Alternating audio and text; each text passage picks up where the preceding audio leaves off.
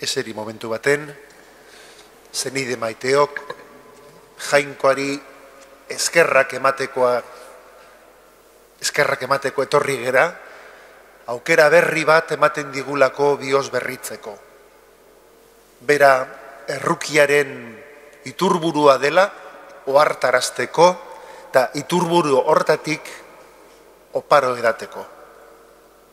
Aukera ezin hobea dugu, hauxe da jaunak aspalditik guretzako pentsatua zeukan garai propio, garai egokia, eta nik uste pozi bizi behar degula, Garizu maldiko hasiera hau.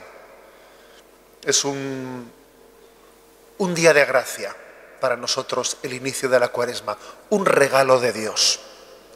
¿Por qué un regalo de Dios? Porque yo creo que la vida cristiana se podría resumir perfectamente en la petición de misericordia. En la petición de misericordia. ¿Qué es la misericordia? La misericordia es el amor, pero con una característica particular. El amor en la medida en que se vuelca en el mísero. Uno hacia su esposa, hacia sus hijos, no tiene amor de misericordia. En fin, es otro tipo de amor, el esponsal o el filial. La misericordia es otra cosa, es el amor en la medida en que se vuelca en el mísero, en el que no tiene méritos, en el que por sí no merece nada. En la carta que el Santo Padre ha publicado para la Cuaresma, que os la recomiendo vivamente, distingue tres tipos de miseria. La miseria corporal, la miseria física, que es la pobreza que nace de la injusticia, la miseria moral, que es las esclavitudes que el pecado va forjando en nosotros, que nos quita libertad, que nos lleva a hacer lo que detestamos y nos vemos esclavos del pecado en nuestra vida, que es, casi dice el Papa, como una especie de antesala del suicidio. Pero además de la esclavitud material y de la esclavitud moral, hay una esclavitud todavía peor, que es la esclavitud espiritual, la miseria. Además de la miseria material y de la miseria moral está la miseria espiritual, que es la miseria de la desesperación, del sentirse desesperado, del no abrirse al don de la salvación. Por eso, frente al drama de la miseria, nosotros, conscientes de la miseria que hay en nosotros, clamamos a Dios misericordia. Dios está deseando derramarla, está deseando ser generoso en la medida en que nosotros nos abramos a acogerla. Esta mañana, queridos hermanos, he podido presentar una carta pastoral con el título de El descarte del aborto, una carta pastoral que aborda, en este momento en el que la actualidad, durante los próximos meses, previsiblemente por la tramitación parlamentaria de una nueva ley sobre el aborto, entiendo que los medios de comunicación se deberían de ocupar sobre el debate moral que eso supone. He querido presentar esa carta pastoral para ayudarnos a nuestra reflexión. Alguno podría pensar que el tema del aborto es algo que está muy lejos de sus fronteras, que la frontera entre la cultura de la vida y la cultura de la muerte pasa por fuera. Pero en realidad la frontera entre el bien y el mal, la frontera entre la cultura de la vida y la cultura de la muerte pasa por medio de nuestro corazón. La frontera no está fuera, no. La frontera pasa por el medio de nuestro corazón. Traspasa nuestro corazón esa frontera entre la cultura de la vida y la cultura de la muerte. Creo que la Iglesia ha recibido una vocación muy especial de Dios a acompañar a nuestra sociedad y darle luz, darle esperanza, para que entendamos que la vida merece la pena ser vivida, que la vida no es una pasión inútil. El cristianismo predica una concepción de la vida esperanzada. Merece la pena vivir, merece la pena entregarse también a los sacrificios que están siempre inherentes en esta vida. Algunos, por no arriesgarse a sufrir, renuncian a amar, renuncian a la vida por intentar evitarse sufrimientos. Pero si renunciamos a esa vida, ¿para qué todo? ¿Para qué nosotros mismos en soledad? Para que veamos que es una cuestión que no es hablar del prójimo, hablar del aborto no es hablar del prójimo, es hablar de nosotros mismos. Voy a leeros brevemente unos párrafos de esta carta pastoral en los que se habla de las actitudes determinantes y fundamentales que tienen que ser nuestra respuesta ante la cultura de la muerte, ante la cultura del descarte, lo que el Santo Padre, el Papa Francisco, habla del descarte. Él utiliza la palabra descarte en el sentido de que todo aquello que al hombre pues no le resulta cómodo, me descarto de ello. Aquello que rompe mis esquemas, el descarte de los pobres, el descarte de los ancianos, el descarte de los niños no nacidos.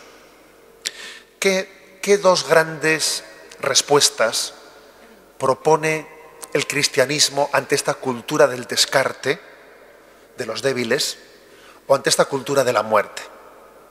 Son dos que están muy subrayadas en la exhortación Evangelii Gaudium del Papa Francisco. La primera es la ternura, el cuidado y el cultivo de la ternura. Y la segunda es la esperanza. En una conocida entrevista que hace unos meses ya se le hizo al Papa Francisco en el periódico italiano La Stampa, él hizo una llamada profética diciendo que Dios nos pide que tengamos miedo, que perdamos el miedo a la ternura. Alguno podría cuestionarse, ¿pero a qué se refiere con eso de tener miedo a la ternura? ¿Es que acaso la ternura puede dar miedo? Lo lógico sería pensar que el miedo lo origine más bien el rencor, la grosería, la antipatía, pero no la ternura. Y sin embargo, el miedo es también una sensación que solemos experimentar cuando barruntamos, que nos puede ser arrebatado algo a lo que estamos apegados.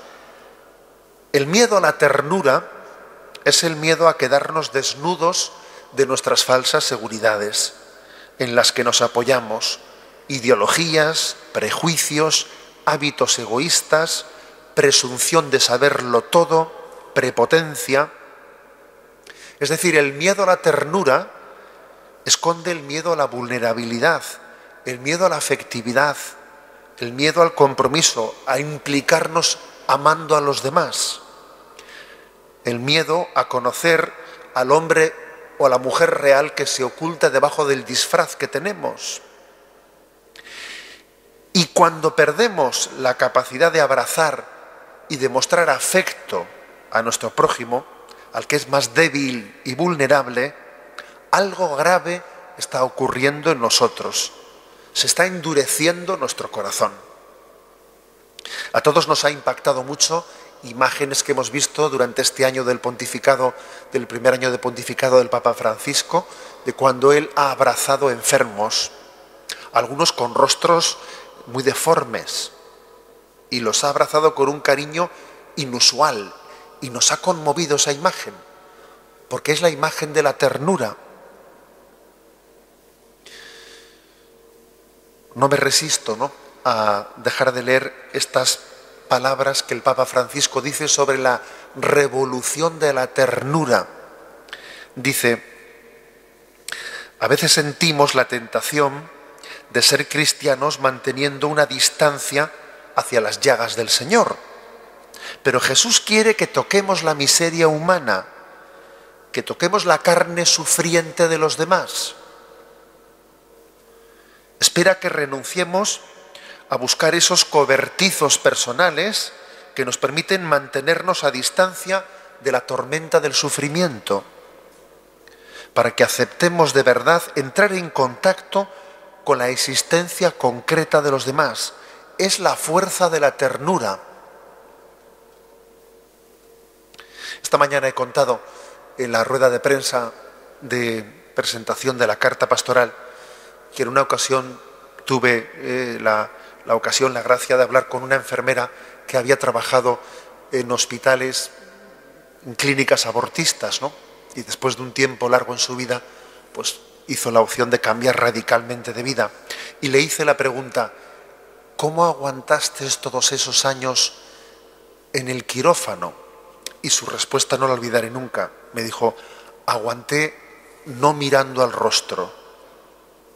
Esa era mi defensa, no mirar al rostro ni del niño ni de la madre, no mirar. Esto es precisamente lo que nos dice el Santo Padre. La primera respuesta que tenemos que dar es la de la ternura. Abrirnos a la debilidad de los demás, mirarla a los ojos, dejarnos que nos interpele, no hacer el juego del avestruz, que pretende tapar y no mirar allí donde obviamente pues hay una realidad que tenemos que abrazar.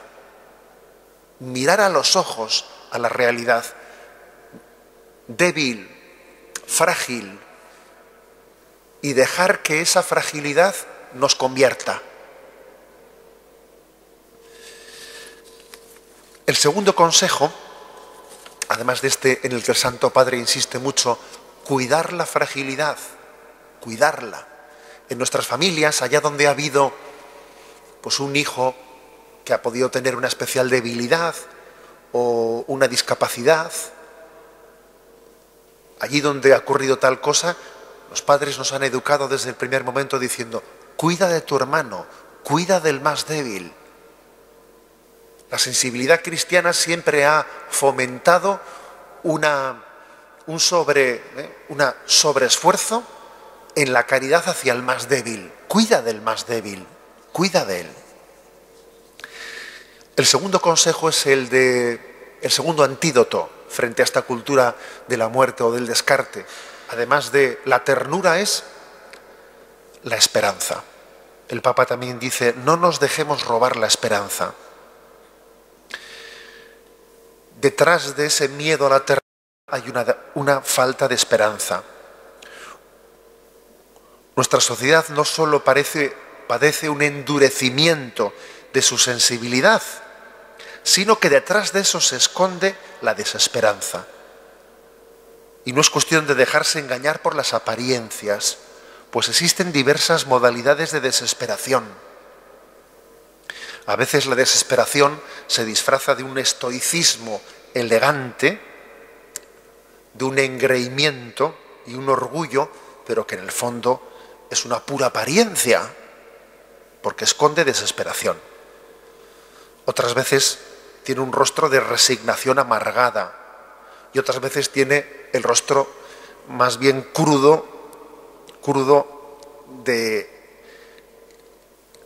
el desprecio de la vida y de alguna manera el acercamiento al suicidio.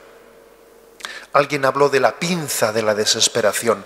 Hay como una pinza de la cultura de la muerte que tiene dos extremos, que es el de el aborto y la eutanasia. Nuestra cultura se caracteriza por ser una pinza de la desesperanza. Cuando uno ha perdido el concepto de dónde viene y a dónde va, cuando ha olvidado de que viene del amor de Dios y está llamado a la vida eterna, le falta el origen y la meta. Y entonces lo lógico es que caiga en la desesperación del aborto y la eutanasia. Porque no tiene ni esperanza en el futuro, ni tiene fe para saber su origen del amor de Dios. Es una lógica aplastante, la de la pinza de la desesperanza. El desconocimiento de Dios genera desesperanza. Por eso creo que el gran anuncio del cristianismo, el gran anuncio es que la vida merece la pena ser vivida, es un regalo, es algo apasionante. Por mucho que en ella haya multitud de cruces, por mucho que en ella la purificación, cuando llega el momento de tener que purificarse, pues es suele ser mortificante, claro que lo es, pero la vida es un regalo, un regalazo, es una misericordia de Dios, es el amor de Dios que se proyecta en el mísero, en cada uno de nosotros. La Iglesia pues está llamada en este momento de la historia a hacer como Jesús, que salió al encuentro de aquellos discípulos que iban camino de Maús, a escucharles, a dialogar con ellos, sin escandalizarse, con paciencia, pero también a iluminarles y a darles razones para la esperanza y razones para la vida. Hauxe da nahi maiteok gaurkoan aldarrikatzen dugun hitza,